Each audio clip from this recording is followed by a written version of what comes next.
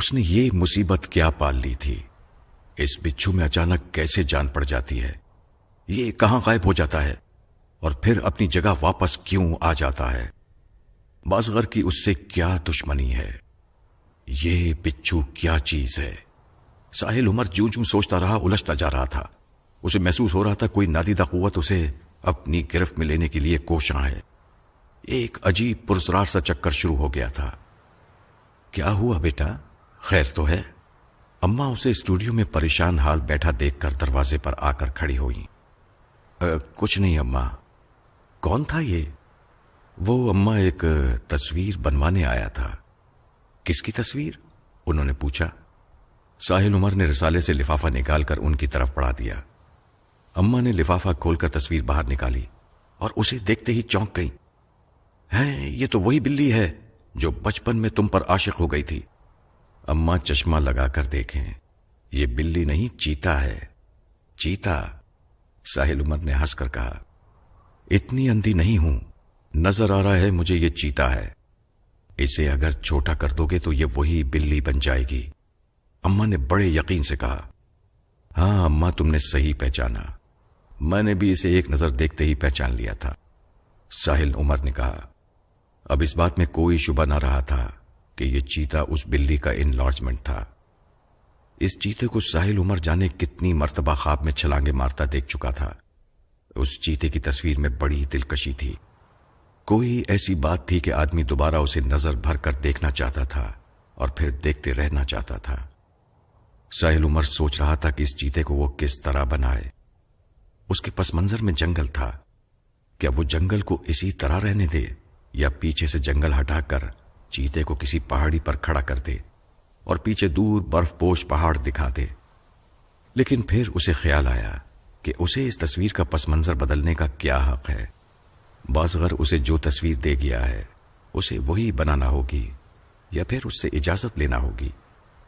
بہت غور کے بعد وہ اس نتیجے پر پہنچا کہ تصویر کو جیسی ہے ویسا ہی بنا دینا چاہیے، البتہ سائز اتنا بڑا رکھا جائے کہ اسے جو دیکھے وہ اسے جیتا جاگتا محسوس کرے۔ کھانا کھا کر اس کا جی چاہا کہ وہ گھر سے باہر نکلے۔ یوں تو وہ چہل قدمی کا باقاعدہ عادی نہ تھا، لیکن کبھی کبھی اس کا دل چاہتا تھا کہ وہ کچھ دور ٹہل آئے۔ اماں کو بتا کر وہ باہر نکلا اور چورنگی کی طرف چل دیا۔ چورنگی اس کے گھر سے خاصے فاصلے پر تھی، اتنے فاصلے پر کہ بندے کی ٹھیک ٹھاک واک ہو جائے۔ چورنگی پر پان بھی اچھا ملتا تھا۔ وہ چورنگی کی طرف جاتا تو پان ضرور کھاتا تھا۔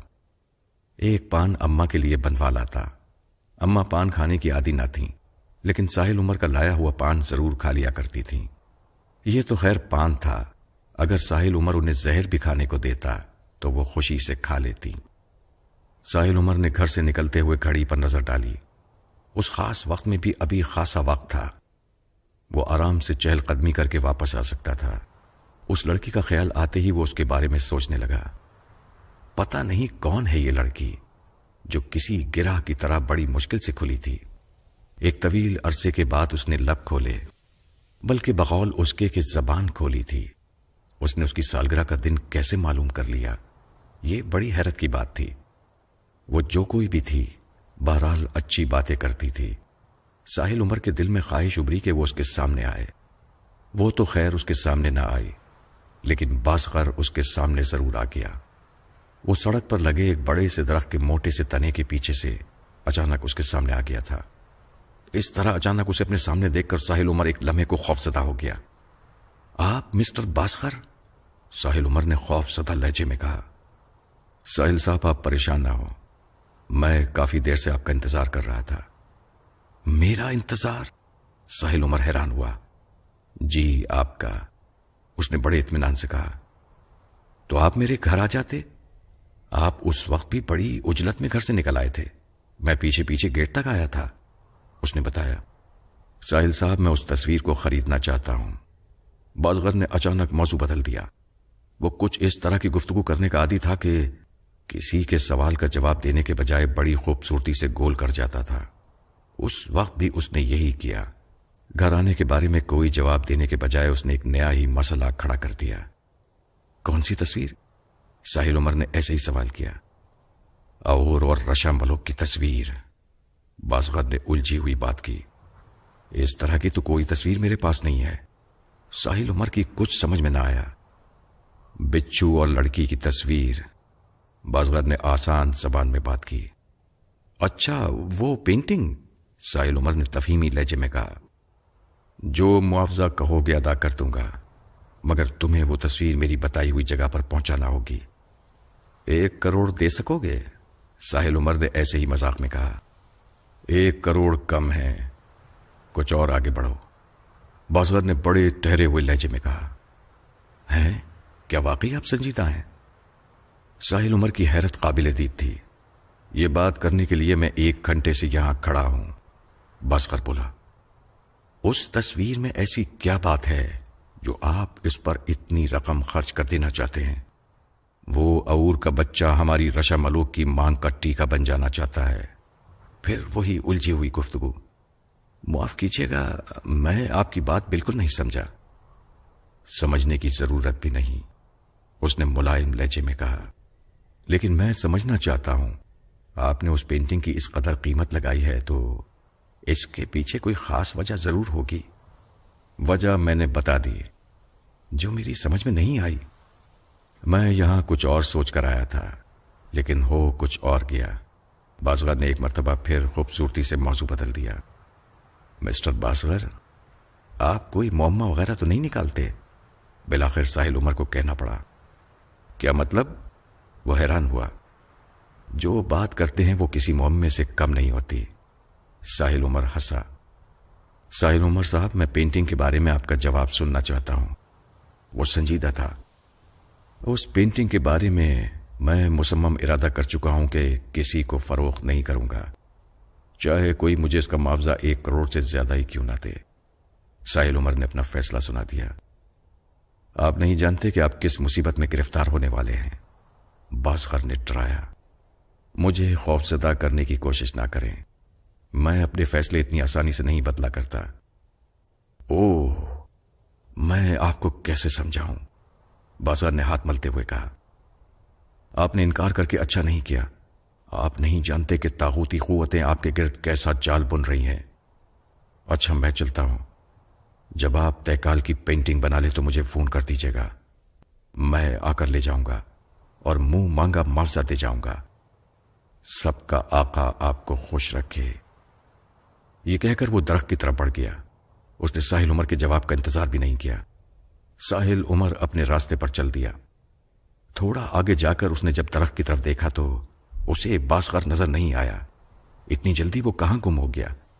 اس نے رک کر ادھر ادھر نظر دوڑائی تو وہ اسے سامنے چھوٹی سڑک پر کافی فاصلے پر تیز تیز قدموں سے جاتا نظر آیا۔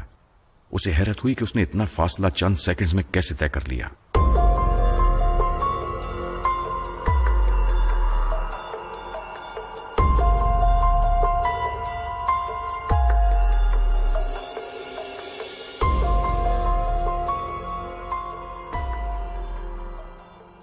ساحل عمر پان کھا کر اور ایک پان لے کر گھر واپس آیا تو خاصا الجھا ہوا تھا۔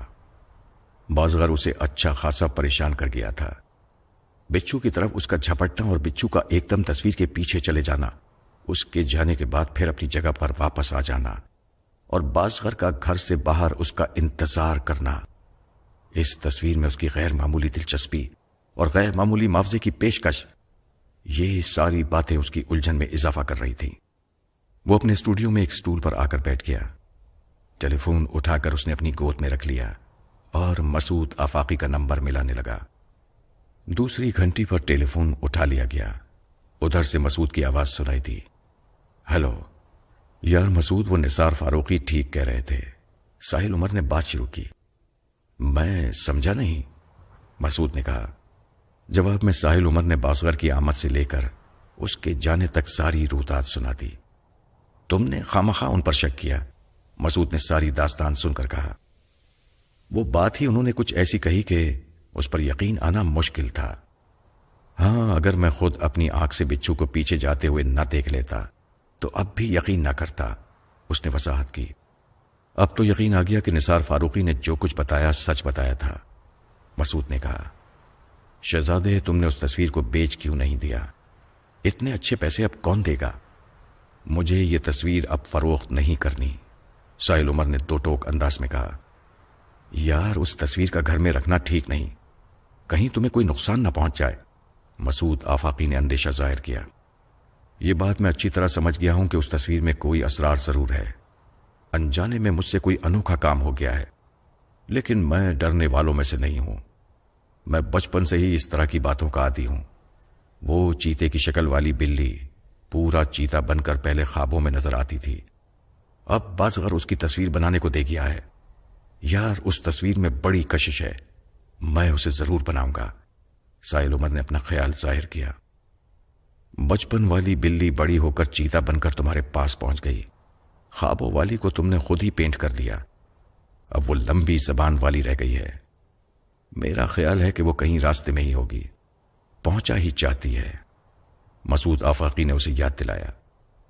اوہ یار معاف کر دو، کس کا تذکرہ چھیڑ دیا، اس کا خیال آتے ہی جسم کا رونگٹا کھڑا ہو جاتا ہے۔ ساحل ایک جھرجھری لے کر بولا۔ کیا تم نے ناصر مرزا سے بات کی؟ مسعود نے پوچھا۔ نہیں تو؟ یار ناصر سے بات کر لو، وہ ان معاملات کو خوب اچھی طرح سمجھتا ہے۔ اب فون پر کیا بات کروں، اس کے گھر تو جانا ہی ہے، وہیں اطمینان سے بات کریں گے۔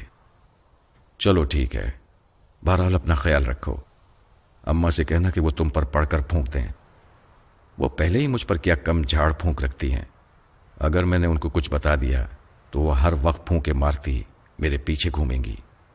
یار اماں تم سے بہت محبت کرتی ہیں، مجھے تو یوں محسوس ہوتا ہے جیسے ان کی جان تمہارے اندر ہے۔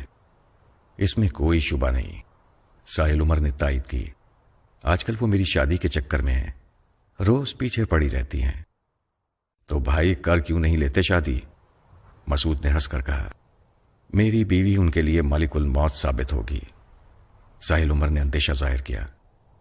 تمہارا مطلب ہے وہ انہیں پریشان کرے گی؟ اور نہیں یار، بڑی بھی میری شادی کے انتظار میں ہے، میری شادی ہوتے ہی یہ چل بسیں گی، ساحل عمر نے سنجیدگی سے کہا۔ یہ محض تمہارا خیال ہے، میں سمجھتا ہوں کہ تمہاری شادی ہونے کے بعد وہ بچے کا انتظار شروع کر دیں گی، مسعود آفاقی نے ہنس کر کہا۔ ویسے یار تم شادی کیوں نہیں کرتے؟ لڑکی کہاں ہے؟ تمہارے لیے لڑکیوں کی کیا کمی ہے؟ کہو تو کوئی ماڈل گرل تمہاری طرف بھیج دوں۔ شادی کے لیے مجھے انوکھی لڑکی چاہیے، مثلا جس کی 8 آنکھیں ہوں، 8 پاؤں ہوں، 8 سر ہوں، 8 گز کی زبان ہو۔ اب تم بہکنے لگے۔ اچھا اللہ حافظ۔ ساحل عمر نے اس کا جواب سنے بغیر ہی ٹیلی فون بند کر دیا۔ ٹیلی فون بند کر کے اس نے اپنی گود سے اٹھا کر نیچے رکھا تو اچانک ہی اس کی آنکھوں کے سامنے اس لمبی زبان والی کی شبیہ اس کے سامنے لہرا گئی۔ بچپن سے لڑکپن میں قدم رکھا تو ایک نئی مصیبت کو اپنے سامنے کھڑا پایا۔ بچپن میں ایک چیتے نما بلی نے اس کا پیچھا کیا، بمشکل اس سے جان چھوٹی۔ پھر جب وہ 15-16 سال کا ہوا تو ایک دن ایک نئی مصیبت نے اسے آ گھیرا۔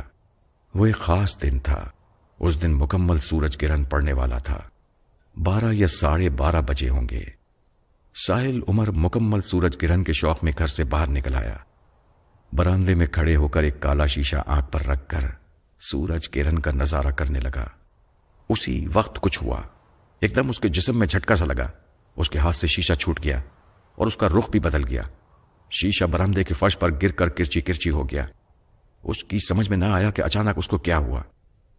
ایک دم اس کی نظر سامنے اٹھی تو اسے اپنے جسم سے جان نکلتی ہوئی محسوس ہوئی۔ وہ سامنے آم کے درخت کے نیچے تھی، ایک دم کالی بھجنگ لال انگارہ آنکھیں، سفید چمکتے دانت اور ان دانتوں کے درمیان لٹکتی ہوئی 1 فٹ لمبی زبان۔ وہ بڑی تیزی سے کھڑی ہوئی اور اپنی سرخ زبان اندر باہر کر کے باہیں پھیلائی اور اسے اپنی طرف آنے کا اشارہ کیا۔ ساحل عمر سورج گرہن دیکھنا بھول گیا۔ وہ تیزی سے گھر کے اندر پہنچا اور اپنی ممی سے لپٹ گیا۔ ممی نے ساحل عمر کی حالت دیکھی تو پریشان ہو گئیں۔ اس کا رنگ زرد ہو چکا تھا، آنکھیں وحشت سے پھٹی تھیں اور پورا چہرہ پسینے میں بھیگا ہوا تھا۔ کیا ہوا میری جان؟ وہ پریشان ہو کر بولی۔ ممی وہ اس سے بولا نہ کیا۔ اس نے باہر کی طرف اشارہ کیا۔ کیا ہے وہاں؟ آؤ میرے ساتھ۔ ممی اس کو اپنے ساتھ لے کر گھر سے باہر نکلی۔ برآمدے میں کھڑے ہو کر انہوں نے چاروں طرف نگاہ دوڑائی۔ اس وقت سورج مکمل گرہن میں آ چکا تھا، ایک دم اندھیرا چھا گیا تھا۔ سورج گرہن کے اثرات سے بچنے کے لیے وہ اسے فوراً واپس گھر میں لے آئیں۔ اس کے بیڈ روم میں آ کر ایئر کنڈیشن کھول دیا، اور اماں جو ساحل عمر کی حالت دیکھ کر پیچھے پیچھے آ گئی تھیں، انہیں ممی نے جوس لانے کو کہا۔ اسی اثنا میں وہ ساحل عمر کو اپنے قریب کر کے اس کے سر پر ہاتھ پھیرتی رہیں۔ جب جوس وغیرہ پی کر اس کی حالت سدھری تو ممی نے اس سے پوچھا، بیٹا باہر تم نے کیا دیکھا تھا کہ اس قدر پریشان ہو گئے؟ ساحل عمر نے سارا واقعہ منوان سنا دیا۔ اسی اثنا میں سورج گرہن سے نکل آیا تھا۔ اب ہر سو روشنی پھیل چکی تھی۔ ممی اماں کو لے کر باہر نکلی۔ انہوں نے باہر لگا ہر درخت، ہر پتا چھان مارا، لیکن زبان والی کا کہیں پتہ نہ تھا۔ بات آئی گئی ہو گئی۔ چند دنوں کے بعد ساحل عمر سوتے میں ڈر گیا۔ آدھی رات کو اس کی چیخ سنائی دی۔ اس کے ممی پاپا دونوں اٹھ کر بھاگے۔ ساحل عمر سخت خوف زدہ ہو گیا تھا۔ اس نے خواب میں ایک لمبی زبان والی کو دیکھا تھا جو اس کے بیڈ کے نزدیک کھڑی تھی۔ لمبی زبان باہر کو لٹکی تھی۔ اس کے ہاتھ میں ایک بڑا سا چینی کا پیالہ تھا اور دوسرے ہاتھ میں ایک خنجر تھا۔ ساحل عمر کو ایسا محسوس ہوا جیسے وہ لمبی زبان والی خنجر سے اس کے جسم میں زخم لگا کر اس خالی پیالے کو اس کے خون سے بھرنا چاہتی ہو۔ اس کے بعد وہ تواتر سے اسے نظر آنے لگی، کبھی خواب میں تو کبھی جاگتے میں۔ اس کے ہاتھ میں چینی کا بڑا سا سفید پیالہ ہوتا اور ایک ہاتھ میں خنجر، اور وہ اس کا خون نکالنے کے در پہ ہوتی۔ ایک عجیب پریشانی کا عالم تھا۔ مختلف عاملوں کو آزمایا گیا، جھاڑ پھونک ہوئی، تعویذ کنڈے ہوئے۔ 8-9 مہینے کی کوششوں کے بعد کہیں جا کر اس لمبی زبان والی سے ساحل عمر کی جان چھوٹی۔ اس واقعے کو گزرے ہوئے اگرچہ 10-11 سال ہو چکے تھے، لیکن اب بھی جب کبھی اس کا خیال آتا، ساحل عمر کے جسم کے رونگٹے کھڑے ہونے لگتے۔ کبھی کبھی اس کے دل میں خیال آتا کہ وہ اس منحوس شکل عورت کی تصویر بنائے، لیکن ایسا سوچ کر ہی وہ کانپ اٹھتا۔ کوئی چیز اندر سے اسے منع کرتی، خبردار، اس کی تصویر ہرگز نہ بنانا، ورنہ وہ گلے پڑ جائے گی۔ اس وقت بھی اس کے خیال نے اسے پریشان کر دیا تھا۔ اس نے اپنی تازہ بنائی ہوئی تصویر پر ایک نظر ڈالی۔ وہ بچھو اپنی تمام تر خطرناکی کے ساتھ اس حسین دلہن کی پیشانی پر موجود تھا۔ ساحل عمر نے کمرے سے نکلنے کے لیے لائٹ بجھائی تو اسی وقت ٹیلی فون کی گھنٹی بجی۔ ٹیلی فون کی گھنٹی کا اچانک بجنا، لائٹ کا بجھنا اور منحوس شکل عورت کا خیال، ساحل عمر ایک دم چونک اٹھا۔ ایک لمحے کو اس پر لرزہ سا طاری ہو گیا۔ وہ لائٹ آن کر کے واپس پلٹا۔ ٹیلی فون کی اب بھی گھنٹی بج رہی تھی۔ اس نے گھڑی پر نظر ڈالی۔ 11:05 ہو رہے تھے۔ وہ جان گیا کہ اس وقت کس کا ٹیلی فون آیا ہے۔ ریسیور اٹھا کر اس نے ایک گہرا سانس لیا اور دھیرے سے بولا، جی۔ تمہارے اس جی پر 1000 بار قربان۔ اس قدر خوبصورت انداز میں جی کہتے ہو کہ بس جی چاہتا ہے کہ اڑ کر تمہارے پاس پہنچ جاؤں، تمہیں دیکھوں اور دیکھ کر جی اٹھوں۔ کہو سالگرہ کا تحفہ پسند آیا؟ ساتھ ہی اس کی کھنکدار ہنسی سنائی دی۔ ہاں، بڑے مزیدار تحفہ تھا، کھا کر بڑا مزہ آیا۔ ایک بات پوچھوں؟ وہ بولا، جانتی ہوں کیا پوچھو گے، یہی نہ کہ مجھے تمہاری سالگرہ کا کیسے معلوم ہوا؟ ہاں، یہی پوچھنا چاہتا تھا۔ میں حیران ہوں کہ تمہیں میری تاریخ پیدائش کا کیسے پتہ چلا؟ آدمی کو کسی بات کی جستجو ہو، سچی لگن ہو، تلاش میں خلوص ہو تو ہر آرزو پوری ہو جاتی ہے۔ میرے رانجھن، تمہیں یاد نہیں کہ تم نے 3-4 سال پہلے کسی میگزین کو انٹرویو دیا تھا؟ اسی انٹرویو میں تم نے اپنی ڈیٹ آف برتھ بھی بتائی تھی۔ وہ پرانا رسالہ ایک دوست کے یہاں اچانک میرے سامنے آ گیا، بس میں نے وہاں سے تمہاری ڈیٹ آف برتھ نوٹ کر لی۔ یہ کہہ کر وہ اپنے مخصوص انداز میں ہنسی، پھر توقف کر کے بولی، میری ذہانت کے قائل ہو گئے نا؟ میں مان گیا تمہیں۔ ساحل عمر خوش ہو کر بولا، اپنا نام بتانا پسند کرو گی؟ میں بے نام ہوں، تم میرا جو چاہے نام رکھ لو، جس رنگ میں چاہو رنگ لو۔ وہ ہنسی اور ہنستی چلی گئی۔ ناگن کہوں؟ ساحل عمر نے چھیڑا۔ ہاں کہو، لیکن اتنا یاد رکھنا، سچ مچ ناگن بن جاؤں گی تو تمہیں ڈس لوں گی۔ بڑے خطرناک ارادے ہیں۔ میرے ارادے واقعی خطرناک ہیں، جب ملو گے تو پتہ چلے گا۔ نام تک چھپاتی ہو اور بات کرتی ہو ملنے کی، کیا خوب چیز ہو۔ اس کے لہجے میں خفگی تھی۔ ہائے رانجھن، ناراض کیوں ہوتے ہو؟ بتائے دیتی ہوں اپنا نام۔ میرا نام ورشا ہے۔ ورشا؟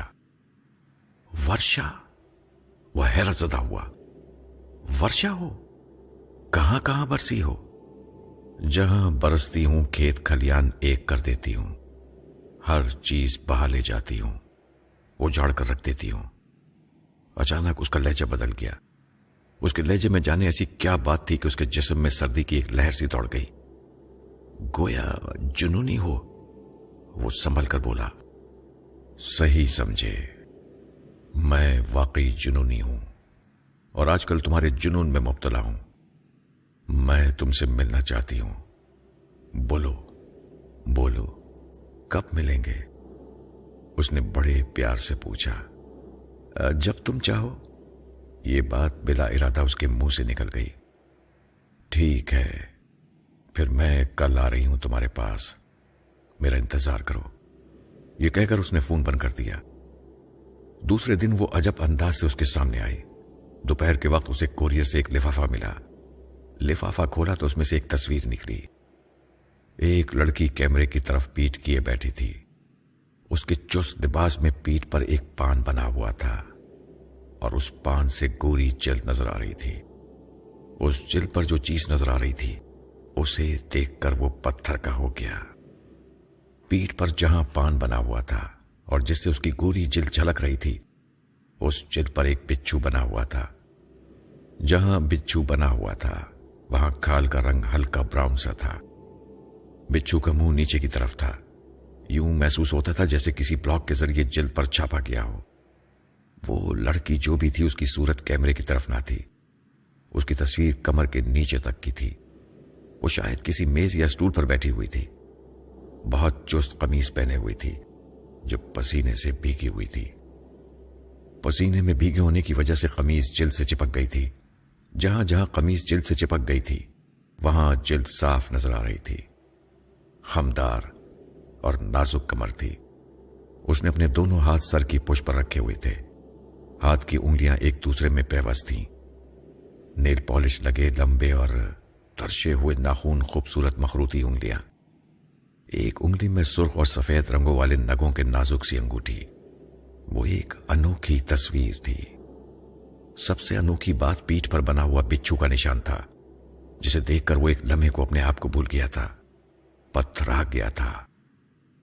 یہ ایک ایسی تصویر تھی جو اس کی پینٹنگ کے لیے آئیڈیل تھی۔ یہ انہی تصویروں میں سے ایک تھی جنہیں دیکھ کر وہ بنانے کے لیے بے چین ہو جاتا تھا۔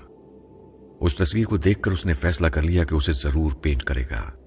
فی الحال تو اسے چیتے کی تصویر بنانی تھی، جس کے لیے اس نے بازغر سے وعدہ کر لیا تھا۔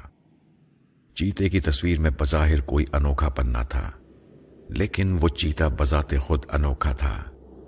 اس کا نام بھی کیا خوب تھا، تہکال۔ دوسرے دن اس نے چیتے کی پینٹنگ پر کام شروع کر دیا۔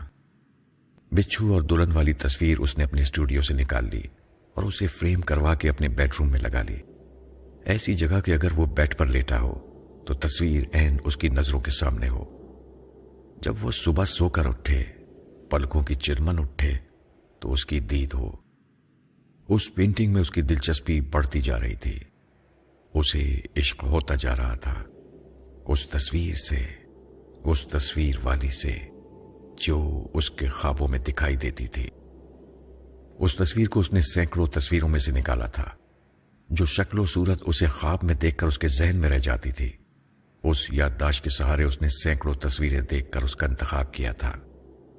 کہیں سے آنکھیں لی تھیں، کہیں سے ناک لی تھی، کہیں سے ہونٹ چرائے تھے، کہیں سے چہرے کی گولائی دی تھی۔ پیشانی، بھویں، پلکیں، زلفیں، کان، گردن، کون سی ایسی چیز تھی جس پر اس نے غور نہیں کیا تھا؟ بظاہر یہ خیالی تصویر تھی، لیکن اصل لڑکی بھی تو خیالی تھی، محض ایک تصویر۔ ساحل عمر نہیں جانتا تھا کہ وہ کون ہے، وہ اسے خوابوں میں نظر آتی تھی۔ یہ خواب بڑے واضح اور صاف ہوتے تھے۔ وہ لڑکی اسے مختلف انداز میں نظر آتی تھی۔ کہیں وہ اسے ایک پتھر پر بیٹھا ہوا دیکھتا تھا، پتھر پر اس کا سفید ریشمی لباس پھیلا ہوا تھا اور ساتھ ہی جھاگ اڑاتا تیز رفتار چشمہ بہہ رہا تھا۔ کبھی وہ پہاڑوں کے درمیان چھوٹے سے راستے پر دکھائی دیتی، سفید ریشمی لبادہ۔ جاتے جاتے وہ اچانک مڑ کر دیکھتی، اس کی جھیل جیسی آنکھوں میں ایک دم روشنی سی ہو جاتی، ہیرے سے جگمگا اٹھتے، ہونٹ پر جان لیوا مسکراہٹ پھیل جاتی، پھر وہ دیکھتے ہی دیکھتے پہاڑوں میں گم ہو جاتی۔ کبھی وہ اس لڑکی کو جھیل کنارے بیٹھا دیکھتا، وہ جھکی ہوئی جھیل کے پانی میں کچھ دیکھ رہی ہوتی، جیسے پانی میں اپنا عکس دیکھ رہی ہو، آئینہ دیکھ رہی ہو، اپنے حسن پر ناز کر رہی ہو۔ وہ لڑکی ہفتے دو ہفتے میں اس کے خوابوں میں ضرور آ جاتی تھی، لیکن جب اس نے یہ تصویر مکمل کی تھی تب سے وہ ایک بار بھی اسے نظر نہ آئی تھی۔ وہ نہیں جانتا تھا کہ ایسا کیوں ہوا تھا۔ پھر ایک رات وہ اسے اچانک نظر آئی، وہ بڑی اذیت میں تھی۔ اسی رات ساحل عمر تصویر کو دیکھتے دیکھتے سو گیا تھا۔ تب اس نے خواب میں دیکھا تھا وہ پتھر پر کھڑی تھی، چشمے کا پانی اس کے پیروں کو چھوتا ہوا گزر رہا تھا، اس کے چہرے پر کرب کے آثار تھے، یوں محسوس ہوتا تھا جیسے وہ کسی تکلیف میں مبتلا ہو۔ اب تک وہ لڑکی جتنی بار بھی نظر آئی تھی وہ کبھی ساحل عمر سے مخاطب نہ ہوئی تھی، بلکہ ساحل عمر نے خود کو اس کے ساتھ کھڑے ہوئے آج تک نہ دیکھا تھا۔ وہ اسے تنہا نظر آتی تھی، لیکن آج خواب میں وہ اکیلی نہ تھی۔ ساحل عمر بھی کہیں سے گھومتا گھامتا اس چشمے پر نکل آیا تھا، اسے پتھر پر کھڑا دیکھ کر اس کے نزدیک چلا گیا تھا۔ اس کے چہرے پر تکلیف کے آثار دیکھ کر اس سے پوچھا تھا، کیا ہوا تمہیں؟ مجھے نہیں معلوم کیا ہوا، میں اتنا ضرور جانتی ہوں کہ جو کچھ ہوا وہ تمہاری وجہ سے ہوا ہے۔ آخر کیا کیا ہے میں نے؟ ساحل عمر فکر مند ہو کر بولا، مجھے کچھ تو بتاؤ۔ میرے جسم میں آگ سی لگی ہے، اسی لیے میں یہاں پتھر پر کھڑی ہوں۔ ٹھنڈا پانی میرے پیروں کو لگ رہا ہے، اس پانی کی وجہ سے مجھے سکون مل رہا ہے، لیکن یہ سکون عارضی ہے۔ چشمے سے باہر آؤں گی تو وہ پھر نیلی آگ مجھے اپنی لپیٹ میں لے لے گی۔ یہ تم نے کیا کر دیا ہے؟ مجھے اس اذیت سے نجات دلاؤ، اس نے بڑے کرب بھرے لہجے میں کہا۔ لیکن کیسے؟ مجھے بتاؤ میں کیا کروں؟ میں تمہیں تکلیف میں دیکھ کر پریشان ہو گیا ہوں۔ مجھے نہیں معلوم یہ سب کیوں ہوا ہے، لیکن اتنا ضرور جانتی ہوں کہ یہ آگ تم نے لگائی ہے۔ میں نے لگائی ہے تو میں اسے بجھا دوں گا، تم بتاؤ تو صحیح یہ آگ کیسے بجھے گی؟ مجھے نہیں معلوم، وہ اذیت سے بولی۔ جو کچھ کرنا ہے جلدی کرو، کہیں ایسا نہ ہو کہ یہ نیلی آگ میرے وجود کو پگھلا کر رکھ دے۔ نہیں، میں ایسا کبھی نہیں ہونے دوں گا، یہ کہہ کر ساحل عمر نے اس پتھر کی طرف چھلانگ لگائی جہاں وہ لڑکی کھڑی تھی، لیکن وہ اس پتھر تک نہ پہنچ سکا۔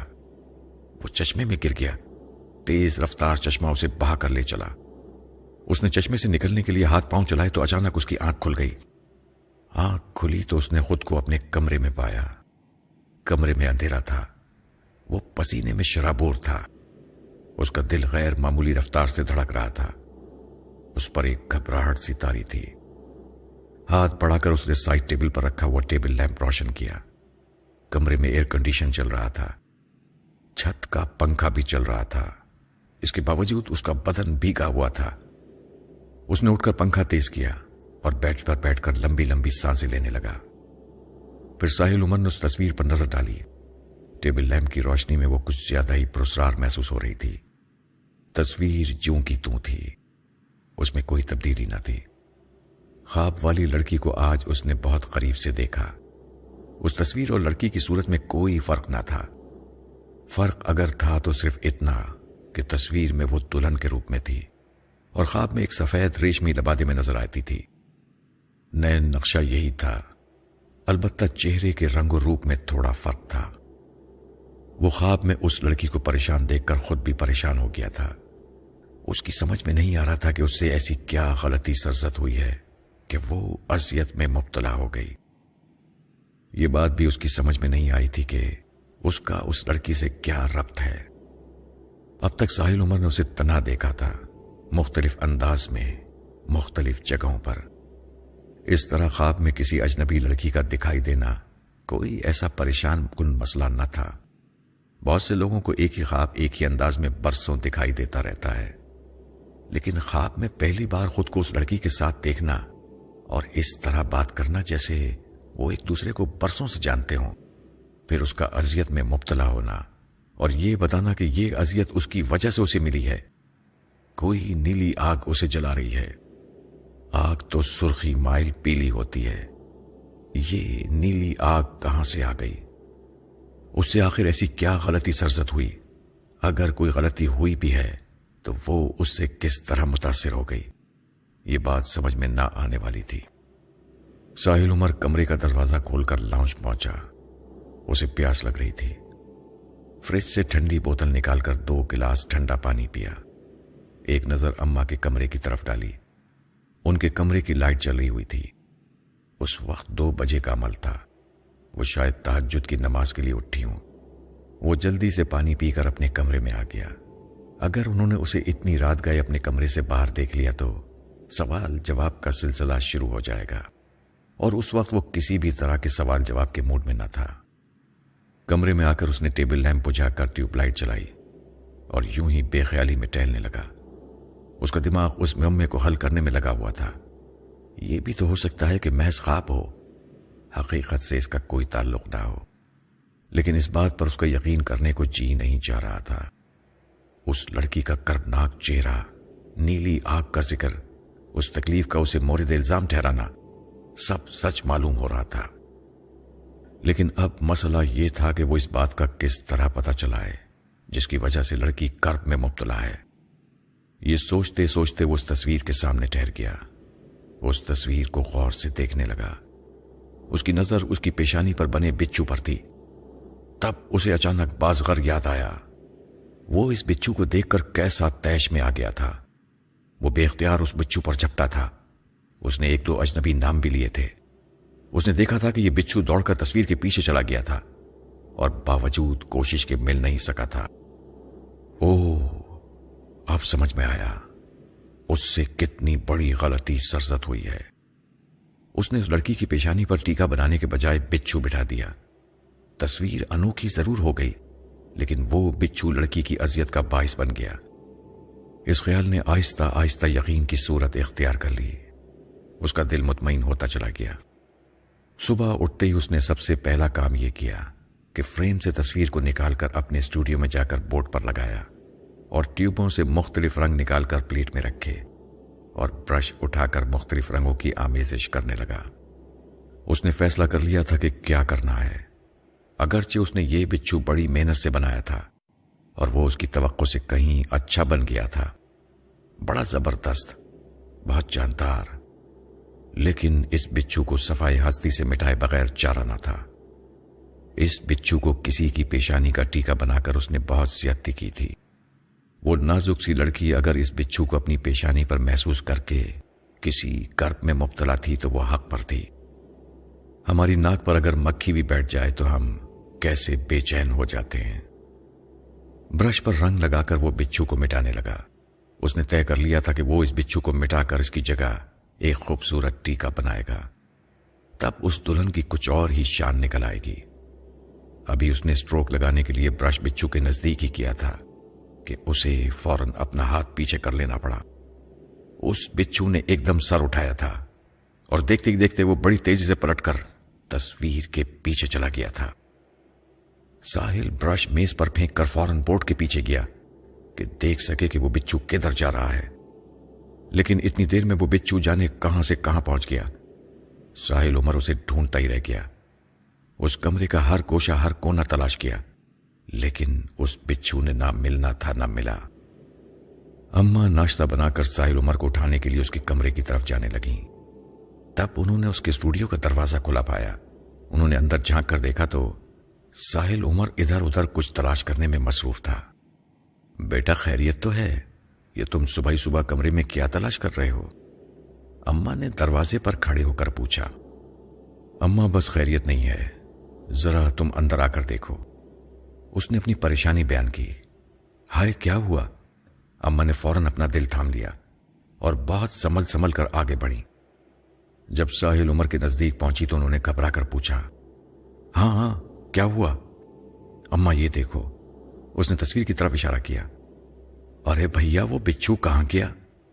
وہ حیران ہو کر بولی، اسی کو ڈھونڈ رہا ہوں۔ یہ تم کیا کہہ رہے ہو؟ اماں کی سمجھ میں کچھ نہ آیا۔ میں یہ کہہ رہا ہوں اماں کہ اس دلہن کی پیشانی پر میں نے جو بچھو بنایا تھا وہ میری آنکھوں کے سامنے چل کر اس بورڈ کے پیچھے کہیں غائب ہو گیا۔ ساحل عمر نے ایک ایک لفظ پر زور دے کر کہا۔ اماں کا تو یہ سن کر حال برا ہو گیا۔ وہ بھاگ کر فوراً کمرے سے نکلیں اور دھپ سے ڈائننگ ٹیبل کی کرسی پر بیٹھ گئیں اور وہیں سے چلائیں، ساحل بیٹا فوراً باہر آ جاؤ۔ اماں آ رہا ہوں، ذرا ایک نظر اور ڈال لوں۔ پھر وہ جب کمرے سے باہر آیا تو اماں دل پکڑے وحشت بھری آنکھوں سے اسے دیکھنے لگی اور بولی، ساحل وہ بچھو کیا واقعی غائب ہو گیا؟ تم سچ کہہ رہے ہو؟ ہاں اماں، وہ بچھو واقعی غائب ہو گیا ہے، میں بالکل سچ کہہ رہا ہوں۔ ساحل عمر نے سنجیدگی سے کہا، بھیا تمہیں اس بات سے ڈر نہیں لگ رہا؟ ہاں اماں مجھے ڈر تو لگ رہا ہے، دیکھو میں کانپ رہا ہوں۔ ساحل عمر نے ہنستے ہوئے کہا، بیٹا تمہیں مذاق سوچ رہا ہے اور میرا دل بیٹھا جا رہا ہے۔ ہائے پتہ نہیں وہ کیا چیز تھی، میں تو اسے پہلی دفعہ دیکھ کر ہی ڈر گئی تھی۔ ساحل اب کیا ہوگا؟ اماں کچھ نہیں ہوتا، آؤ ناشتہ کر لو، ساحل عمر نے بڑے اطمینان سے کہا، اور پھر وہ خوشی سے ناشتہ کرنے میں مصروف ہو گیا۔ چائے پیتے ہوئے اچانک اسے کچھ خیال آیا۔ اس نے اماں سے پوچھا، اماں مرجینا کہاں ہے؟ وہ تمہارے بیڈ روم کی صفائی کر رہی ہے، اماں نے بتایا۔ ملازمہ کا اصل نام تو شاہدہ تھا، لیکن ساحل عمر نے اس کا نام مرجینا رکھا ہوا تھا۔ وہ سانولے رنگ کی ایک نوجوان لڑکی تھی۔ پہلے اس گھر میں اس کی ماں کام کرتی تھی، لیکن جب سے وہ بیمار رہنے لگی تھی تو شاہدہ نے کام شروع کر دیا تھا۔ اماں کو اس کا کام اس قدر پسند آیا کہ انہوں نے پھر اسے مستقل کر لیا۔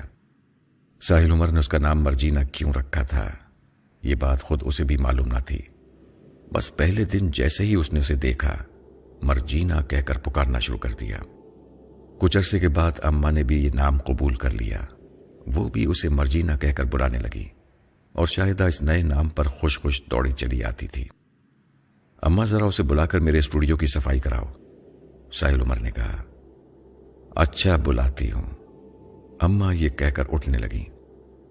پر ایک بات سنو اماں، اسے کوئی کہانی سنانے نہ بیٹھ جانا، ورنہ وہ کمرے میں گھسے گی نہیں۔ اتنا میں سمجھتی ہوں، اماں نے اسے گھورتے ہوئے کہا۔ ہاں اتنا ضرور کہہ دینا کہ کوئی کیڑا مکوڑا نظر آئے تو مجھے فوراً بلا لے، ساحل عمر نے ہدایت کی۔ ٹھیک ہے، وہ جاتے ہوئے بولی۔ مرجینا نے ساحل عمر کے اسٹوڈیو کی ایک ایک چیز صاف کر دی، لیکن اسے لال بیگ کے سوا وہاں کوئی کیڑا نہ دکھائی دیا۔ ساحل عمر نے بچھو کی جگہ پر کر کے اس کی پیشانی پر ٹیکا بنا دیا۔ ٹیکا بن جانے کے بعد اس لڑکی کی پیشانی جگمگا اٹھی۔ 2-3 گھنٹے کی محنت کے بعد وہ تصویر فریم ہو کر اپنی جگہ واپس پہنچ گئی۔ اب مکمل دلہن لگ رہی تھی۔ اسے اس روپ میں دیکھ کر ساحل عمر کے دل کو خاصا سکون محسوس ہوا۔ اماں نے اسے دیکھا تو اسے دیکھتے ہی نہال ہو گئی، بولی، ہائے کتنی پیاری دلہن ہے، کاش میرے ساحل کو ایسی دلہن مل جائے۔ اماں آپ کے ساحل کو ایسی دلہن مل سکتی ہے، ساحل عمر نے ہنس کر کہا۔ کہاں؟ جلدی بتاؤ، میں آج ہی اس کے پاس جاتی ہوں۔ اماں رات کا انتظار کر لو، وہ بڑی سنجیدگی سے بولا۔ رات کو کیا ہوگا؟ اماں نے حیران ہو کر پوچھا۔ رات کو یہ ہوگا اماں کہ وہ آپ کے خواب میں آ جائے گی، پھر اس سے پتہ پوچھ لینا۔ تم کبھی سنجیدہ نہیں ہوگے ساحل، وہ تنک کر اٹھیں اور اس کے کمرے سے نکل گئیں۔ وہ بھی ان کے ساتھ ہی باہر نکلا، لیکن اس نے انہیں نہیں روکا، وہ کچن کی طرف چلی گئیں۔ ساحل عمر کو بیٹھے بیٹھے خیال آیا تھا، وہ اس خیال کی تصدیق کر لینا چاہتا تھا۔ وہ اپنے اسٹوڈیو میں داخل ہوا۔ اس نے انگریزی کا وہ رسالہ اٹھایا جس میں بچھو والے ریفرنس کی کٹنگ رکھی تھی۔ 2-4 صفحات الٹ کر وہ ریفرنس نکال لیا۔ جب اس نے ریفرنس پر نظر ڈالی تو حیرت کا جھٹکا لگا۔ ریفرنس میں ہر چیز موجود تھی، اور زنانہ ہاتھ بھی موجود تھا، اور ہاتھ کے پس منظر میں جو کچھ تھا وہ بھی موجود تھا۔ اگر کوئی چیز نہیں تھی تو وہ بچھو تھا۔ یہ کیا ہوا؟ وہ پریشان ہو کر اسٹول پر بیٹھ گیا۔ اس کی نظریں ریفرنس پر تھی۔ اس عورت کے ہاتھ پر کسی قسم کا نشان نہ تھا۔ پینٹنگ پر بچھو کا نشان رہ گیا تھا۔ اس ریفرنس پر کسی قسم کی خراش تک موجود نہ تھی۔ یہ ناقابل یقین بات تھی، لیکن جو کچھ ہوا تھا اس کی نظروں کے سامنے ہوا تھا۔ اس میں کسی قسم کے شبے یہ وہم کی گنجائش نہ تھی۔ وہ بچھو اس کی پینٹنگ سے غائب ہوا تھا۔ اس نے خود آنکھوں سے تصویر کے پیچھے جاتے دیکھا تھا اسے، اور اب وہ اصل تصویر سے بھی غائب تھا۔ آخر وہ کیا چیز تھا؟ اس کا جواب اس کے پاس نہ تھا۔ اس کا جواب کسی کے پاس بھی نہ تھا۔ رات کے 10 بجے کے قریب وہ ٹہلنے کے لیے نکلا۔ چورنگی تک گیا، وہاں پان والے سے پان خریدے اور پھر واپس گھر کی طرف چل دیا۔ جب وہ اس درخت کے نزدیک پہنچا جس کی اور سے نکل کر اچانک بازغر اس کے سامنے آ گیا تھا، تو اس نے درخت کی طرف بغور دیکھا۔ وہاں کچھ نہ تھا۔ بازغر چاہتے ہوئے ایک ٹیلی فون نمبر دے گیا تھا اور ہدایت کر گیا تھا کہ تصویر تیار ہو جانے کے بعد وہ اس نمبر پر اسے فون کر دے۔ وہ بھی بڑا عجیب اور پراسرار شخص تھا۔ اس نے اس سے پہلے کبھی اس شخص کو نہیں دیکھا تھا، لیکن وہ اسے بہت اچھی طرح جانتا تھا۔ وہ بغیر پریشانی کے اس کے گھر پہنچ گیا تھا۔ چیتے کی تصویر پر اگرچہ اس نے کام شروع کر دیا تھا، لیکن اس کے دل میں وسوسوں نے جنم لینا شروع کر دیا تھا۔ ویسے اس تصویر پر کام کرتے ہوئے کسی قسم کی کوئی پریشانی نہیں ہوئی تھی۔ گھر پہنچ کر کپڑے تبدیل کیے اور ڈیک پر ایک کیسٹ لگا کر اطمینان سے بیڈ پر لیٹ گیا۔ کچھ دیر کے بعد ٹیلی فون کی گھنٹی بجی۔ گھنٹی کی آواز سن کر اس نے دیوار گیر گھڑی پر نظر ڈالی۔ 11:05 ہو رہے تھے۔ یہ یقیناً ورشا کا فون تھا۔ جب اس نے اپنی تصویر بھیجی تھی، اس کے بعد سے اس کا کوئی اور فون نہیں آیا تھا، جبکہ ساحل عمر اسی رات اس کے فون کی توقع کر رہا تھا۔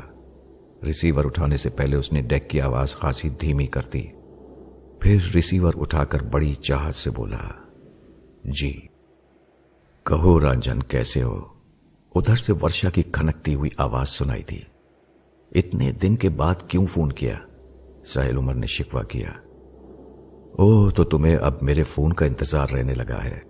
وہ معنی خیز انداز میں ہنسی۔ رنجن، خیریت تو ہے؟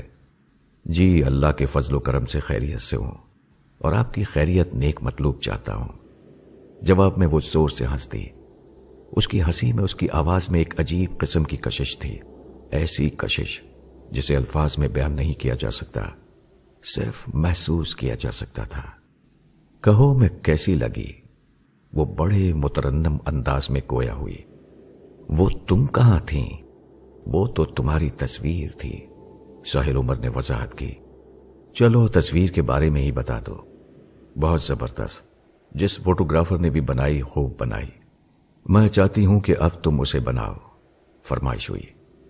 بنا دوں گا، ساحل عمر نے فوراً وعدہ کر لیا۔ میں آج کل ایک پینٹنگ پر کام کر رہا ہوں، وہ مکمل ہو جائے تو پھر اسے بنا دوں گا۔ کس کی پینٹنگ ہے؟ اس نے پوچھا۔ جب مکمل ہو جائے گی تو تمہیں بتا دوں گا، آ کر دیکھ جانا، اس نے سنجیدگی سے کہا۔ ہائے رنجن، مجھ سے ملنے کی خواہش ظاہر بھی کی تو کس انداز میں؟ ملنا نہیں چاہتی؟ اس نے پوچھا۔ کس کافر کو انکار ہے؟ اس نے بڑے پیار بھرے لہجے میں کہا۔ میرا بس چلے تو ابھی تم تک پہنچ جاؤں۔ اب ایسی بھی کیا بے قراری؟ ساحل عمر ہنسا۔ تمہیں چین ہے؟ اس نے ایک عجیب سوال کیا۔ نہیں، ساحل عمر نے کہا، پھر بولا، ورشا ایک بات پوچھوں؟ ہاں پوچھو۔ میرے بارے میں ایک بات نہیں 1000 باتیں پوچھو، اتنا پوچھو کہ میں نہ رہوں۔ میں تو جانے کب سے ایسے شخص کی تلاش کر رہی ہوں جو مجھے پوچھے، جو مجھے بوجھے۔ وہ عجیب انداز میں گویا ہوئی۔ تمہاری پیٹھ پر وہ نشان کیسا ہے؟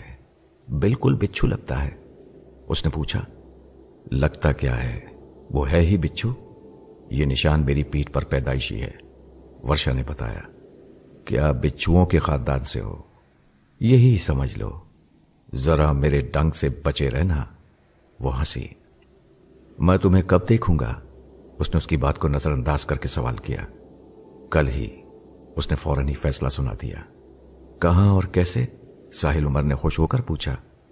कल ताहिरा जैदी की तस्वीरों की नुमाइश का इफ्तिताह हो रहा है, मैं वहां आऊंगी, तुम भी आ जाना। उसने प्रोग्राम बताया। मैं आमतौर पर इस तरह की नुमाइशों में नहीं जाता, लेकिन तुम्हारे लिए आऊंगा। वक्त और आर्ट गैलरी का बताओ। वर्षा ने आर्ट गैलरी का नाम और वक्त बता दिया। लेकिन मैं तुम्हें कैसे पहचानूंगा? साहिल उमर ने कहा। मैंने सिर्फ तुम्हारी तस्वीर देखी है, और वो भी पुष्ट से। मैं तुम्हें पहचानूंगी, तुम परेशान ना हो। वैसे तुम भी मुझे पहचान लोगे, मैं काली साड़ी में होंगी। ठीक है, फिर कल मुलाकात होगी। ये कहकर उसने टेलीफोन बंद कर दिया। ये उसकी बड़ी अजीब बात थी।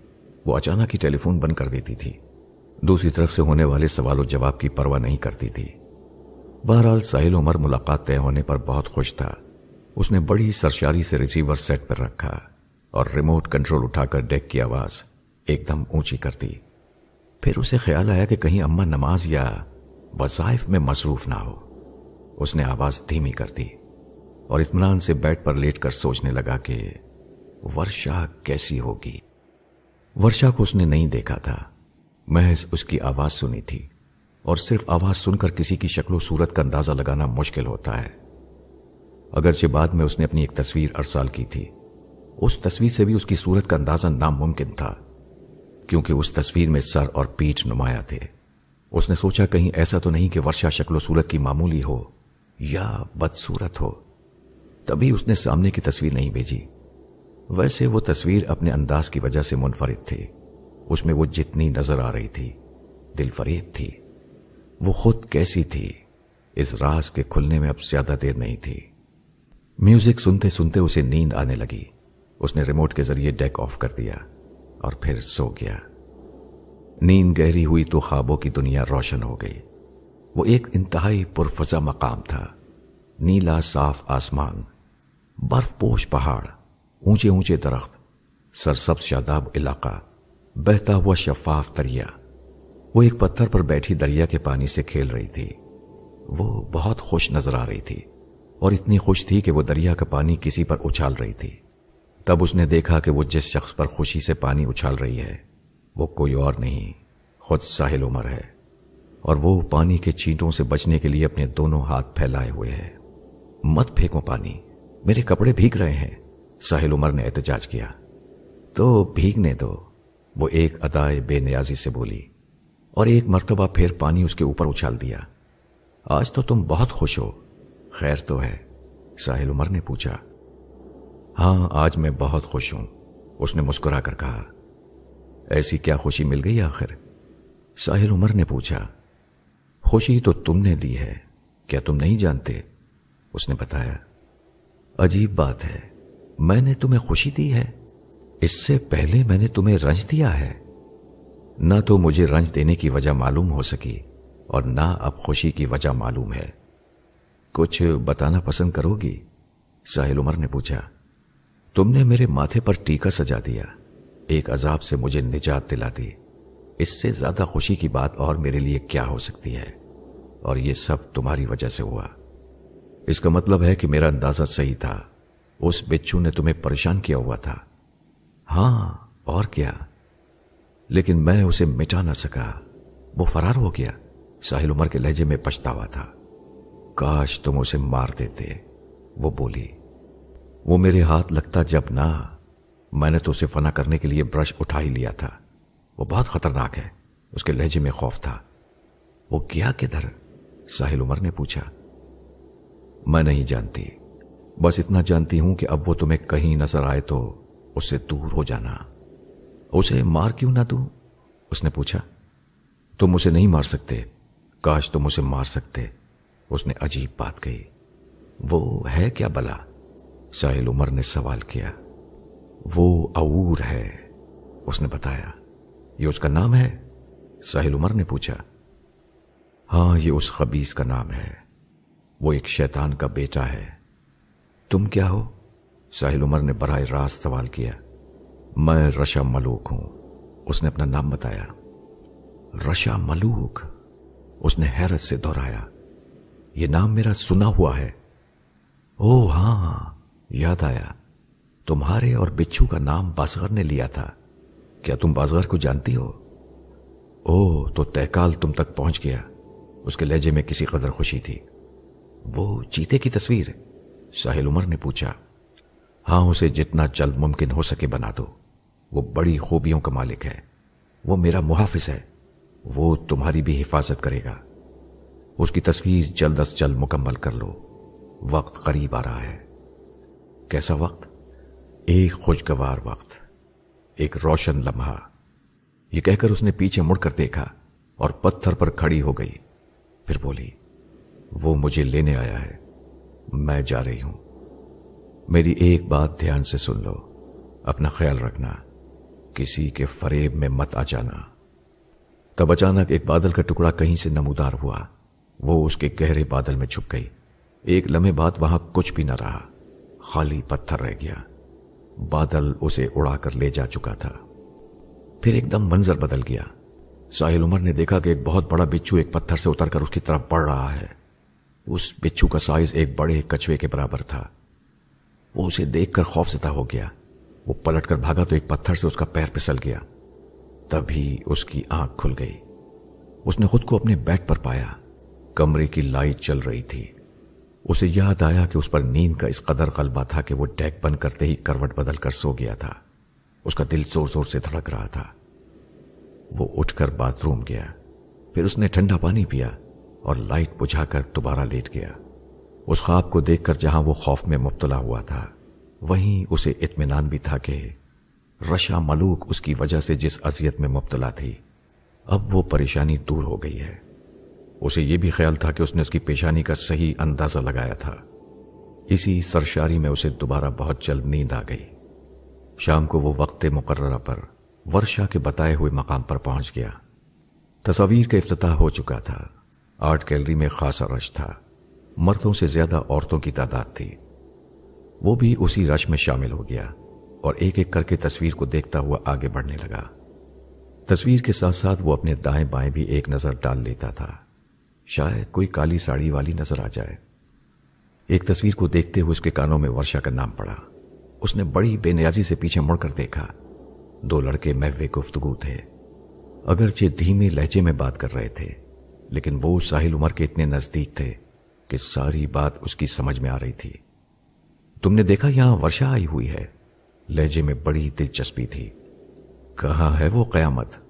دوسرا بے قرار ہو کر بولا۔ میں نے ابھی اسے طاہرہ زیدی کے ساتھ دیکھا تھا، پہلے والے لڑکے نے بتایا۔ کیا غضب کی لڑکی ہے یار، میرا جی چاہتا ہے کہ اس کا مجسمہ بناؤں۔ دوسرا لڑکا بولا۔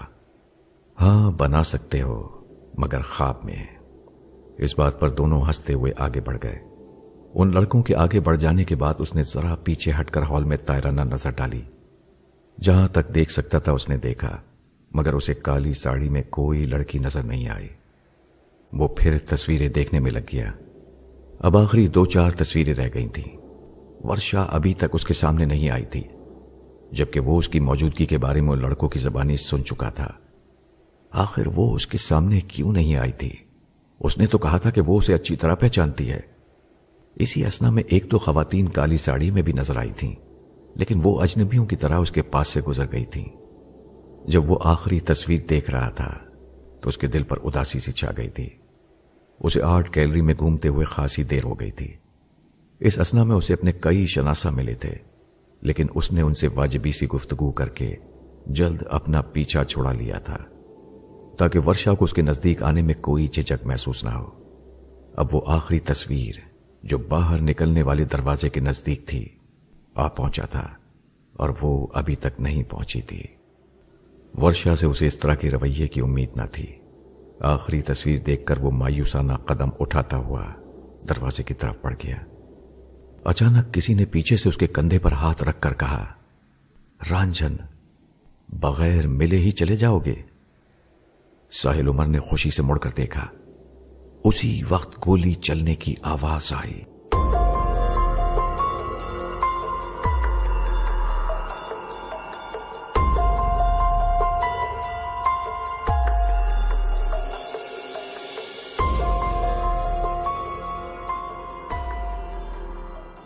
یوں تو ورشا کا ملنا بھی کسی دھماکے سے کم نہ تھا، لیکن اس وقت حقیقتاً ایک دھماکہ ہوا تھا اور لوگوں میں بھگدڑ مچ گئی تھی۔ یہ دونوں دروازے کے نزدیک ہی تھے، اس لیے ورشا اس کا ہاتھ پکڑ کر اسے باہر نکال لائی تھی۔ اس نے کہا تھا، ساحل جلدی سے یہاں سے نکلو، اور وہ بڑی تیزی سے اس کے ساتھ باہر نکل آیا۔ دوسرے دن گولی چلنے کی وجہ معلوم ہوئی۔ اصل میں طاہرہ زیدی کا ایک نوجوان سے جھگڑا ہو گیا تھا۔ بات اتنی آگے بڑھی کہ اس نوجوان نے غصے میں آ کر ریوالور نکال لیا اور گولی چلا دی۔ وہ نوجوان ایک بڑے سیاستدان، ایک بڑے زمیندار کا بگڑا ہوا بیٹا تھا۔ اسے طاہرہ زیدی کی ایک تصویر پسند آ گئی تھی۔ اس نے طاہرہ زیدی سے اس تصویر کو خریدنے کی خواہش ظاہر کی۔ اتفاق سے کچھ دیر پہلے ہی وہ تصویر بک چکی تھی۔ طاہرہ زیدی نے اس نوجوان سے معذرت کرتے ہوئے کہا، سوری سر، وہ تصویر تو فروخت ہو چکی۔ کتنے میں بکی ہے؟ اس نوجوان نے بے نیازی سے پوچھا۔ جی 60,000 میں۔ طاہرہ زیدی نے سادگی سے کہا، میں اس کے 70,000 دینے کو تیار ہوں، اور وہ بھی کیش ہاتھ کے ہاتھ۔ اس نوجوان کے لہجے میں بڑا تکبر تھا۔ آپ مجھے جانتی ہوں گی، بات یہ ہے کہ مجھے جب کوئی چیز پسند آ جاتی ہے تو میں اسے چھوڑتا نہیں۔ آپ کسی منڈی میں نہیں ہیں، آرٹ گیلری میں کھڑے ہیں، ذرا خود کو سنبھال کر بات کیجیے۔ طاہرہ زیدی نے بہت ملائمت سے کہا، رہ گئی یہ بات کہ آپ کون ہیں، مجھے کوئی فرق نہیں پڑتا، میں آپ کو بالکل نہیں جانتی۔ تصویر کے بارے میں آپ کو بتا چکی ہوں کہ وہ میں فروخت کر چکی ہوں۔ اب آپ مجھے اس کے 1,00,000 روپے بھی دیں گے تو میں یہ تصویر آپ کے حوالے نہیں کروں گی۔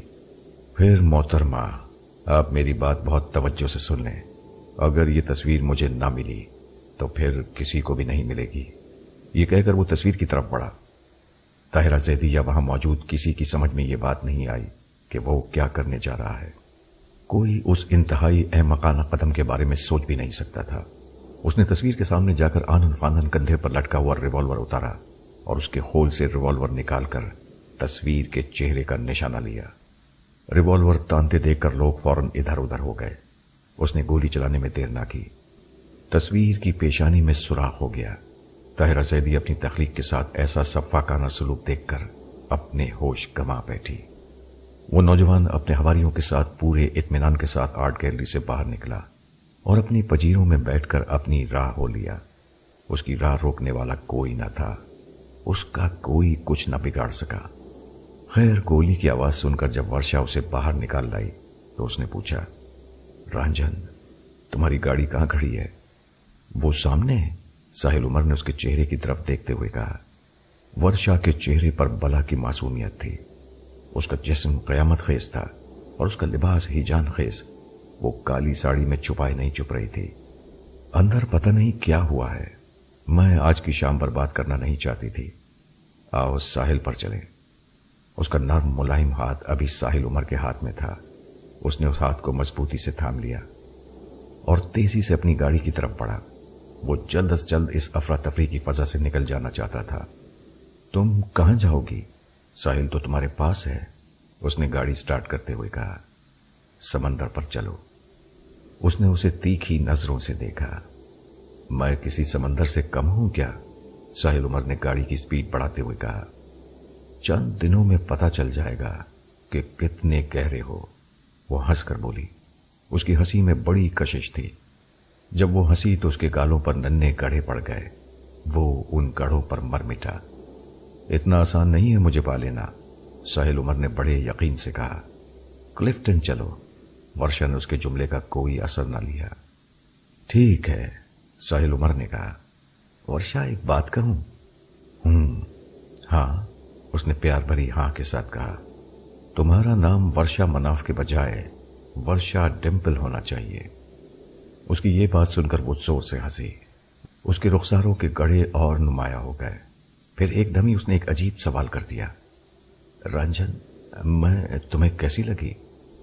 بالکل ہیر جیسی، کھیر جیسی، شیر جیسی، ساحل عمر نے ہنس کر کہا۔ وہ مذاق کے موڈ میں تھا۔ میں ورشا ہوں یا عید ہوں؟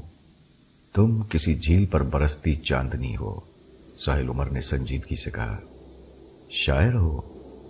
تھا نہیں، ہو گیا ہوں، ابھی ابھی کسی کو دیکھ کر۔ رنجن، جھوٹ مت بولو۔ رانجھا بھی کہتی ہو اور جھوٹا بھی کہتی ہو۔ ورشا مسکرا کر رہ گئی، کچھ بولی نہیں۔ کلفٹن کے ساحل پر پہنچ کر انہوں نے ایک سنسان سی جگہ تلاش کی اور وہ دونوں دیوار پر بیٹھ گئے۔ پاؤں انہوں نے پتھروں پر رکھ لیے۔ سورج ڈوبنے کی تیاری کر رہا تھا۔ سمندر کی لہریں کافی آگے تک آ کر پلٹ رہی تھیں۔ سامنے ایک فیملی لہروں سے کھیل رہی تھی۔ ان کے نزدیک ایک ہی اونٹ والا اپنا اونٹ لیے کھڑا تھا۔ ایک دو گھوڑے والے بھی ادھر ادھر گھوم رہے تھے۔ لہریں لیتا سمندر، تھا نما سورج، سرخی مائل آسمان۔ عجیب منظر تھا۔ ورشا، تمہیں سمندر کیسا لگتا ہے؟ تم جیسا، اس نے بلا تکلف جواب دیا۔ اور میں کیسا ہوں؟ سمندر جیسا۔ گویا میں اور سمندر اصل میں ایک ہیں، اس نے معنی خیز انداز میں کہا۔ ہاں، ساحل اور سمندر جیسے چولی اور دامن، چاند اور چکور جیسے بادل اور برسات، جیسے ساز اور آواز، جیسے گھنگرو اور پاؤں، جیسے انسان اور شیطان، ساحل عمر نے ہنس کر کہا۔ وہ بھی ہنس دی۔ سرخ ہوتی دھوپ میں اس کا سفید چہرہ ایک دم گلنار ہو رہا تھا۔ تیز ہوا اس کی ریشمی زلفوں کو اس کے چہرے پر بکھیر رہی تھی۔ ساحل عمر اس کا چہرہ غور سے دیکھنے لگا۔ ساحل، تمہیں ایک بات بتاؤں؟ مجھے شیطان بہت اٹریکٹ کرتا ہے، اس نے ایک عجیب بات کہی۔ واقعی؟ کیا تم سنجیدہ ہو؟ وہ تھوڑا سا پریشان ہوا۔ ہاں ساحل، یہ ہماری عورتیں بچھو اور سانپ سے بہت ڈرتی ہیں۔ بچھو اور سانپ تو بہت بڑی بات ہے، چھپکلی دیکھ کر ان کی جان نکلتی ہے، لیکن میں سانپ بچھو سے بالکل نہیں ڈرتی۔ چھپکلی تو خیر کوئی چیز ہی نہیں میرے لیے۔ یہ بات کہتے ہوئے اچانک اس کے چہرے میں تبدیلی آ گئی، کوئی ایسی تبدیلی کہ ساحل عمر کو اس کے چہرے سے نظریں ہٹانا پڑی۔ خوف کی ایک لہر اسے اپنے جسم میں سرایت کرتی ہوئی محسوس ہوئی۔ تب وہ ایک دم کھلکھلا کر ہنس دی۔ ڈر گئے؟ ساحل عمر ایک لمحے کو واقعی ڈر گیا تھا، لیکن یہ ایسی بات تھی جو ظاہر نہیں کی جا سکتی تھی۔ وہ مسکرا کر بولا، ہاں بھائی، ایسی لڑکی سے جو سانپ بچھو سے نہ ڈرتی ہو اور جسے شیطان پسند ہو، ایسی لڑکی سے ڈرنا ہی چاہیے۔ اس نے بات کو مذاق میں اڑانا چاہا۔ وہ ذرا سورج کو دیکھو۔ ورشا نے بات کا رخ موڑا۔ ساحل عمر نے سامنے نظر کی۔ سورج بالکل لال ہو کر سمندر میں اترنے کو تھا۔ سورج اپنے جلتے ہوئے بدن کے ساتھ وقت کے سمندر میں غروب ہو رہا ہے۔ وہ بولی، بہت خوب، تمہیں تو شاعرہ ہونا چاہیے۔ وہ خوش دلی سے بولا، میں ہوں نہ شاعرہ۔ اس نے تصدیق کی۔ واقعی؟ مشاعروں میں جاتی ہو؟ اس نے پوچھا۔ میں مشاعرے نہیں پڑھتی، البتہ میری شاعری چھپتی ہے۔ جب تم میرے گھر آؤ گے تو تمہیں اپنی شاعری دکھاؤں گی۔ وہ مسکرا کر بولی، تمہاری پیٹھ پر ایک نشان ہے، وہ کیسا ہے؟ اس نے اب وہ سوال کیا جو بہت دیر سے پوچھنا چاہ رہا تھا۔ میری پیٹھ پر بچھو کا نشان ہے اور یہ پیدائشی ہے، اس نے عام سے لہجے میں کہا۔ تم تصویروں کی نمائش میں اتنی دیر بعد کیوں آئی؟ اس نے ایک اور سوال کیا جو اسے پریشان کر رہا تھا۔ میں دیکھنا چاہتی تھی کہ تم مجھے خود سے پہچانتے ہو یا نہیں، ورشا مناف نے کہا۔ لیکن تم مجھے کہیں نظر نہیں آئی، البتہ تمہارا ذکر ضرور سنا۔ میرا ذکر؟ ورشا نے حیران ہو کر کہا۔ میرا ذکر کرنے والا وہاں کون آ گیا؟ 2 لڑکے تھے، ایک نے تمہاری آمد کا ذکر کیا، دوسرے نے اپنی آرزو بیان کی۔ آرزو؟ وہ کیا؟ ورشا نے دلچسپی سے پوچھا۔ شاید وہ مجسمہ ساز ہے، تمہارا مجسمہ بنانے کا خواہش مند تھا، ساحل عمر نے بتایا۔ کون تھا وہ بدماش؟ ورشا نے تیکھے لہجے میں کہا۔ جو بھی تھا، ویسے خواہش اس کی سچی تھی۔ تم ہو ہی ایسی، جو دیکھے تمہیں پانے کی خواہش کرے، چاہے مجسمے کی صورت میں، پینٹنگ کی صورت میں یا شعر کی صورت میں۔ لیکن میں مجسمہ بننا چاہتی ہوں، نہ پینٹنگ بننا چاہتی ہوں اور نہ شعر بننا چاہتی ہوں۔ پھر کیا بننا چاہتی ہو؟ سوال ہوا۔ تمہاری مختصر اور محبت بھرا جواب ملا۔ اتنی جلدی فیصلہ نہ کرو، آج ہماری پہلی ملاقات ہے، ساحل عمر نے کہا۔ تمہاری ہوگی، میں تمہیں کافی عرصے سے جانتی ہوں، تمہاری پرانی عاشق ہوں۔ تم نے مجھے کہاں دیکھا؟ میں نے تمہیں پہلی بار تمہاری نمائش میں دیکھا۔ تمہیں یاد ہوگا، تم نے اپنی ایک تصویر کی نمائش کی تھی۔ وہ ایک انوکھی نمائش تھی۔ آرٹسٹ نمائش کے لیے بہت ساری تصویریں اکٹھا کرتے ہیں۔ کچھ نمائشیں ایسی ہوتی ہیں جن میں کئی آرٹسٹ مل کر اپنے کام کی نمائش کرتے ہیں، لیکن تم نے بڑی انوکھی نمائش کی۔ محض ایک تصویر، مگر وہ تصویر 100 تصویروں پر بھاری تھی۔ پورا شہر اس تصویر کو دیکھنے کے لیے امڑ آیا تھا۔ وہ تصویر، ورشا مناف نے اسے معنی خیز انداز میں دیکھا۔ ہاں، بہت اچھی طرح یاد ہے، ایک بہت بڑے ریچھ کے ہاتھوں پر لیٹی لڑکی، ساحل عمر نے بتایا۔ وہ بھی مسکراتی ہوئی۔ ورشا مناف یہ کہہ کر ہنسی، پھر چند لمحے توقف کر کے بولی، میں تو اس تصویر کو دیکھ کر دیوانی ہو گئی تھی، اور پھر جب میں نے اس تصویر کے خالق کو دیکھا تو عقل کے ساتھ دل بھی گنوا بیٹھی۔ اس دن فیصلہ کر لیا کہ تمہیں تم سے چھین لوں گی۔ یہ کہہ کر ورشا نے اسے ترچھی نظروں سے دیکھا۔ اوہ، یہ عزائم ہیں تمہارے؟ ساحل عمر تشویش بھرے لہجے میں بولا۔ میرے عزائم کو چھوڑو، اپنے دل کی بات کہو۔ تم مجھے اچھی لگی ہو، اس نے پوری سچائی سے کہا۔ ایسا کیا ہے مجھ میں؟ اس نے اسے گہری نظروں سے دیکھتے ہوئے پوچھا۔ شاید وہ اپنی تعریف سننا چاہتی تھی۔ تم عام نہیں، خاص ہو، کامیاب ہو، ذہین ہو، اچھی باتیں کرتی ہو، پرکشش لہجے کی مالک ہو، تمہاری مسکراہٹ، تمہاری ہنسی کا کوئی جواب نہیں، شاداب ہو، سمندر کی اونچی لہر ہو، سورج کی پہلی کرن ہو، کوئی حسین رقص ہو، پتھروں کا گیت ہو۔ وہ ایک لمحے کو رکا۔ ورشا بڑی محویت سے اس کی بات سن رہی تھی، اس پر سرشاری چھائی ہوئی تھی۔ توقف کر کے وہ پھر بولا، کچھ اور کہوں؟ ہاں، کہتے رہو، تم کہتے رہو، میں سنتی رہوں اور وقت پتھر بن جائے۔ ورشا نے جذباتی لہجے میں کہا، وقت تو ویسے ہی پتھر ہونے لگتا ہے، کچھ ہی دیر میں تاریکی پھیل جائے گی، کچھ دکھائی نہ دے گا۔ جب کچھ دکھائی نہ دے تو وقت گزرنے کا احساس بھی نہ رہے گا، یوں لگے گا جیسے ہر چیز ساکت ہو گئی ہے۔ آؤ چلو پھر یہاں سے چلتے ہیں، کہیں بیٹھ کر آئس کریم کھاتے ہیں، پھر تم مجھے چھوڑ دینا۔ وہ اٹھتے ہوئے بولی۔ تم کہاں جاؤ گی؟ اس نے پوچھا۔ وہیں جہاں ہم ملے تھے، اس نے بتایا۔ Art gallery? لیکن کیوں؟ وہاں میری گاڑی کھڑی ہے، ورشا مناف نے بتایا۔ تم کون ہو؟ میں ورشا مناف ہوں۔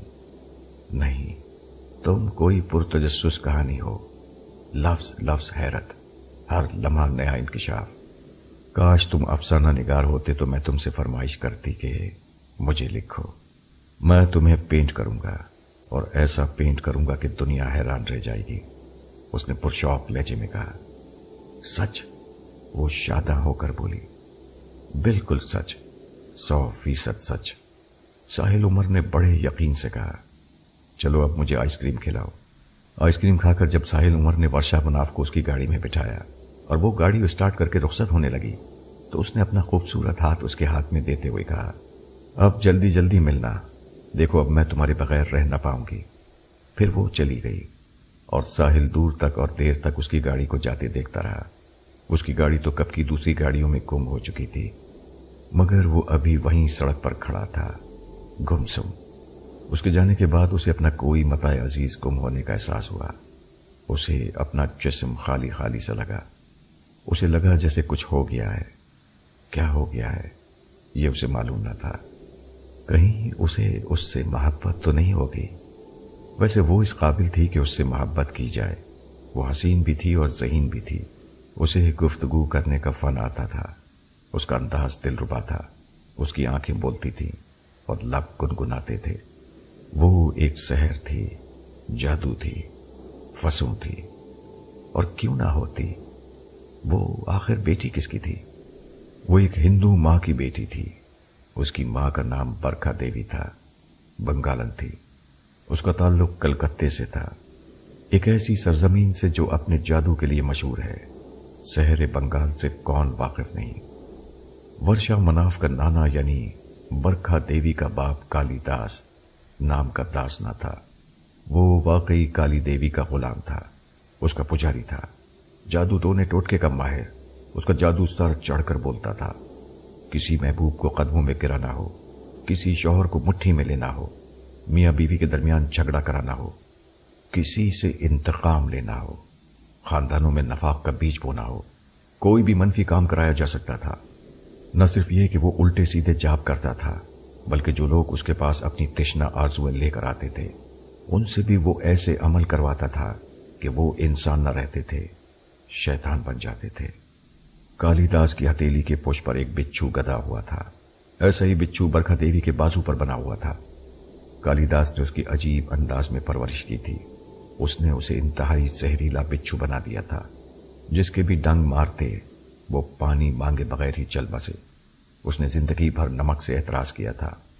وہ آج بھی نمک نہیں کھاتی تھی۔ ایک خاص عمل کر کے اور نمک سے پرہیز کر کے اس کے جسم میں کچھ اس طرح کے اثرات پیدا ہو گئے تھے کہ اگر کوئی سانپ بچھو سے کاٹ لے تو برکھا کا کچھ نہ بگڑتا تھا۔ برکھا جب 14-15 سال کی ہوئی تو اس محلے میں جہاں وہ رہتی تھی قیامت اٹھ کھڑی ہوئی۔ اس کے حسن میں بارود بھرا تھا۔ وہ کسی آتش فشاں سے کم نہیں تھی۔ جو بھی اسے دیکھتا اس کی طلب میں لگ جاتا۔ وہ میٹرک پاس لڑکی تھی۔ کالی داس نے اسے یوں ہی نہیں پڑھایا لکھایا تھا، ایسے ہی اپنا سارا کالا علم اسے نہیں سکھایا تھا۔ وہ اس سے بڑے بڑے کام لینا چاہتا تھا۔